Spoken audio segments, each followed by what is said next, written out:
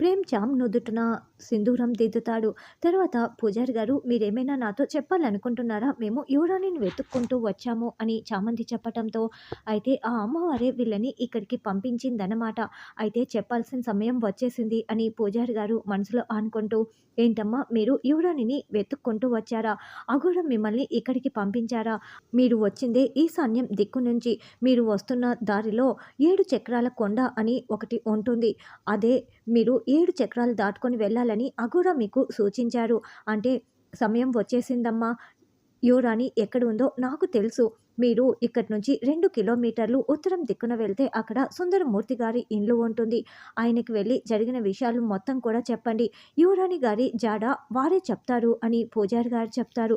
అవునా పూజారి గారు, థ్యాంక్ యూ సో మచ్ అని చామంతి కృతజ్ఞతలు తెలుపుకుంటూ ఉంటుంది.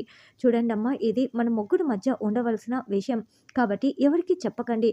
మీరు క్షేమంగా వెళ్ళండి అని పూజారి గారు చెప్తారు.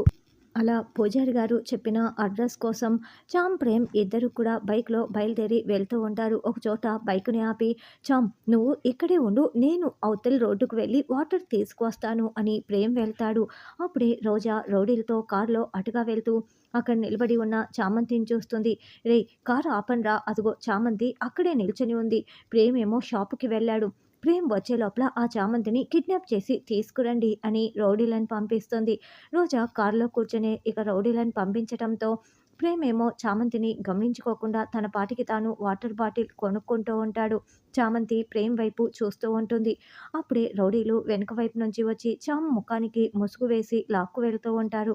ఏయ్ ఎవరు మీరు అని చామంతి వెలివెల్లాడిపోతూ ఉంటే చామంతిని బలవంతంగా కారు ఎక్కించేస్తారు. రోజా కూడా అదే కారులో కూర్చొని సైలెంట్‌గా చామంతిని చూస్తూ ఉంటుంది. వాటర్ బాటిల్ కొనుక్కు వచ్చిన ప్రేమ్ అక్కడ చామంతి లేకపోయేసరికి చామ్ చామ్ ఏమైపోయావు? ఎక్కడ చామ్ అని విలవిల్లాడిపోతూ బైక్‌లో ఆ చుట్టుపక్కల మొత్తం తిరుగుతూ ఉంటారు. ఇక రోజా రౌడీలు చామంతిని కారులో తీసుకొని వెళ్తూ ఉంటే వాళ్ళకి ఎదురుగా వస్తున్న ప్రేమ్ కారులో ఉన్న చామంతిని చూసినట్లు మనకి చూపిస్తూ ఉంటారు. చామంతి కోసం చామ్ చామ్ అని అరుస్తూ వెళ్తూ ఉంటాడు. చామంతిని ప్రేమ్ ఎలా కాపాడుకుంటారు? యువరాణి చామంతి కాకుండా వేరొకరు ఉన్నారా అన్నది రానున్న ఎపిసోడ్‌లో తెలుసుకుందాం.